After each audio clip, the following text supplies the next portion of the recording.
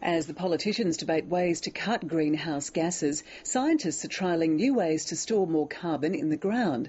Soils are Earth's biggest carbon reservoir, and researchers have found that by using different vegetation, they can store up to 10% more than previously thought. ABC Environment reporter Sarah Clark travelled to Cooma for this story. After a decade of drought, the Monaro district in southern New South Wales has turned over a new leaf. But a team of scientists isn't just monitoring the vegetation. They're keeping a close watch on the ground beneath. We're interested in how different management practices can improve carbon in the soil.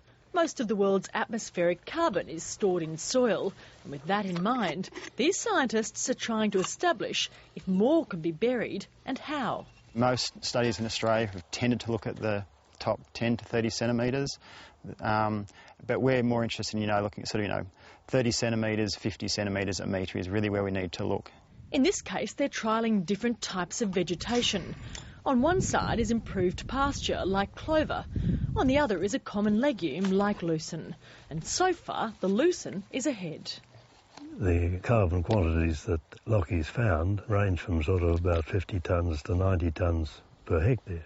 If we could improve the carbon sequestration by 10% over, say, two-thirds of Corindon, that's 14,000 tonnes extra.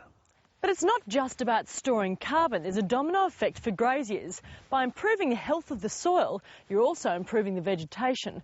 And long-term, that has benefits for the farm's product. Those benefits include better produce and healthier livestock. Grazier James Litchfield is happy to take part. I might be a little bit too optimistic, but it's win-win in every direction as far as I can see. And given the trial so far has shown a 10% increase in the soil's capacity to store carbon, scientists agree. Sarah Clark, ABC News, Cooma.